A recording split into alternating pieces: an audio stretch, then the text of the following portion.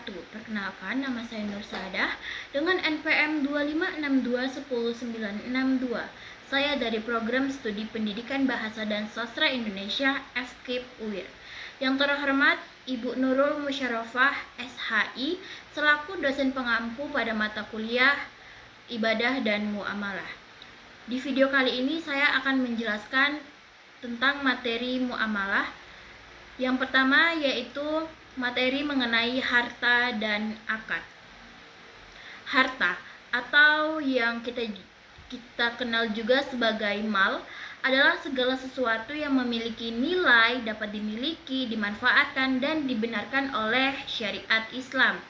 Di antaranya ada macam-macam harta, yaitu harta bergerak dan tidak bergerak. Yang kedua, harta habis pakai dan tidak habis pakai. Yang ketiga, harta pribadi dan harta umum. Nah, selain itu, ada juga fungsi harta dalam Islam, yaitu untuk memenuhi kebutuhan hidup, sarana beribadah kepada Allah, dan meningkatkan kesejahteraan masyarakat. Yang kedua itu akad.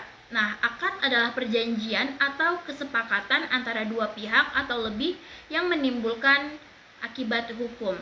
Nah, ada juga rukun akad, yaitu yang pertama pihak yang berakad atau disebut akidain.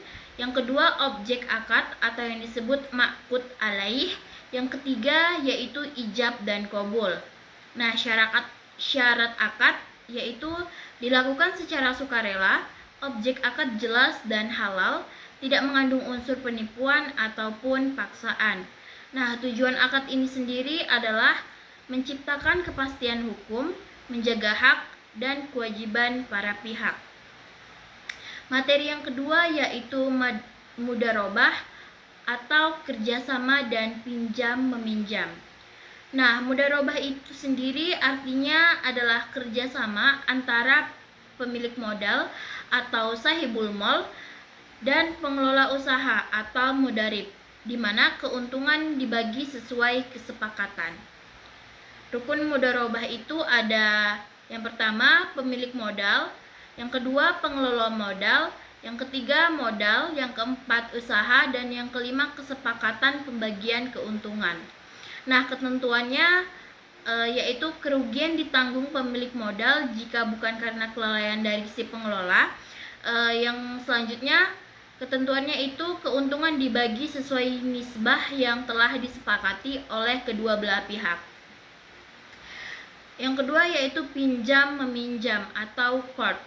Qard adalah memberikan pinjaman kepada orang lain yang wajib dikembalikan dengan jumlah yang sama. Nah, tujuan dari qard itu sendiri adalah untuk tolong-menolong dan membantu pihak yang membutuhkan. Nah, ada juga ketentuannya yaitu tidak boleh mengambil keuntungan dari pinjaman. Jadi kalau yang dipinjam dan yang dikembalikan itu harus sama. Yang kedua, pengembalian sesuai jumlah yang dipinjam. Nah, yang ketiga itu materi yang ketiga ada jual beli dan riba. Jual beli atau bai adalah pertukaran barang atau jasa dengan nilai tertentu berdasarkan kerelaan kedua belah pihak. Rukun jual beli itu ada penjual, pembeli, barang yang diperjualbelikan, dan ijab dan qabul. Selain itu terdapat juga syarat jual beli, yaitu barang halal dan bermanfaat, barang diketahui jumlah dan kualitasnya, serta tidak mengandung unsur penipuan atau yang disebut juga sebagai gharar. Nah, apa sih hikmah dari jual beli ini? Hikmah jual beli itu ada untuk memenuhi kebutuhan hidup dan meningkatkan perekonomian. Yang selanjutnya ada riba. Nah, riba adalah tambahan yang disyaratkan dalam transaksi pinjam-meminjam atau pertukaran barang tertentu yang bertentangan dengan syariat. Nah, macam-macamnya ada riba fard, yaitu tambahan pada pertukaran barang yang sejenis. Yang kedua ada riba nasi'ah, yaitu tambahan karena penundaan pembayaran. Yang ketiga yaitu ada riba qard, keuntungan yang disyaratkan dalam pinjaman. Dan yang terakhir itu ada riba jahiliyah, yaitu tambahan akibat keterlambatan pelunasan hutang.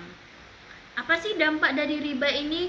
Nah, dampak dari riba itu menimbulkan ketidakadilan, merugikan salah satu pihak, dan menghilangkan keberkahan dari harta. Yang selanjutnya ada materi munakahat.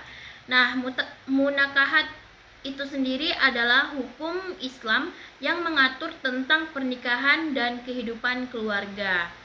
Nah, terdapat menikah. Nah, nikah adalah akad yang menghalalkan hubungan antara laki-laki dan perempuan untuk membentuk keluarga yang sakinah. Nah, di dalam pernikahan itu ada rukun nikahnya, yang dimana pertama harus ada calon suami, harus ada calon istri, harus ada wali nikah, harus ada 2 orang saksi, dan harus dilaksanakannya ijab dan qabul. Tujuan pernikahan itu sendiri adalah untuk menjalankan perintah Allah, menjaga kehormatan diri, dan membentuk keluarga yang harmonis, serta melanjutkan keturunan. Nah, ada hak dan kewajiban istri. Yang pasti, hak dan kewajiban suami istri itu saling menghormati dan menyayangi, menjalankan tanggung jawab keluarga, dan mendidik anak dengan baik. Materi selanjutnya yaitu materi faraid. Nah, faraid adalah ilmu yang mempelajari pembagian harta warisan menurut syariat Islam.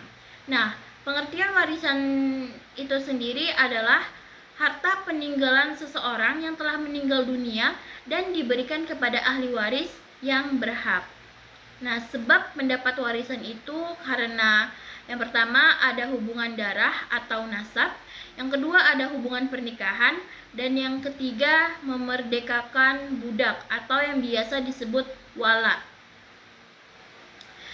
Dalam warisan terdapat juga syarat pewarisan, yang dimana syarat pertama pewaris telah meninggal dunia, yang kedua ahli waris masih hidup saat pewaris meninggal, dan yang ketiga tidak ada penghalang waris. Nah, itu termasuk syarat-syaratnya. Nah, selain syarat ada juga yang namanya penghalang waris. Penghalang waris itu yang pertama perbudakan, yang kedua pembunuhan terhadap waris, dan yang ketiga perbedaan agama. Nah, ini menurut mayoritas dari ulama. Selanjutnya tujuannya yaitu mewujudkan keadilan, mencegah perselisihan keluarga, dan menjamin hak ahli waris. Nah, materi selanjutnya yaitu materi mengenai jinayah. Jinayah adalah hukum Islam yang mengatur tindak pidana atau pelanggaran yang merugikan orang lain. Jenis-jenis jinayah ini juga ada. Yang pertama yaitu jenis jinayah hudud. Hudud ini adalah tindak pidana dengan hukuman yang telah ditentukan oleh syariat. Contohnya seperti zina, pencurian, perampokan, menuduh zina, atau yang biasa disebut dengan qadzaf, dan meminum minuman khamar. Yang kedua itu jenis qisas dan diyat. Nah, qisas adalah hukuman setimpal terhadap pelaku kejahatan yang menghilangkan nyawa atau melukai orang lain. Sementara diyat adalah denda atau ganti rugi yang diberikan kepada korban atau keluarganya. Nah, selanjutnya ada yang namanya jenis takzir. Jenis takzir ini adalah hukuman yang bentuk dan kadarnya ditentukan oleh hakim atau pemerintah untuk pelanggaran yang tidak memiliki ketentuan hukum khusus gitu. Nah, tujuan jinayah ini sendiri adalah yang pertama menjaga keamanan masyarakat, yang kedua melindungi jiwa, harta, dan kehormatan manusia, yang ketiga yaitu untuk memberikan efek jera kepada pelaku kejahatan, dan yang terakhir itu untuk mewujudkan keadilan dalam kehidupan sosial. Jadi dari materi yang telah saya sampaikan dapat disimpulkan bahwa harta dan akad, mudharabah, jual beli dan riba, munakahat, faraid, serta jinayah merupakan bagian penting dari hukum Islam yang mengatur hubungan manusia dengan harta, keluarga, dan masyarakat. Nah, seluruh ketentuan tersebut bertujuan untuk mewujudkan keadilan, kemaslahatan, dan ketertiban sesuai dengan prinsip-prinsip syariat Islam. Demikian penjelasan materi yang bisa saya sampaikan, kurang dan lebihnya saya mohon maaf. Saya akhiri, wabillahi taufiq wal hidayah. Wassalamualaikum warahmatullahi wabarakatuh.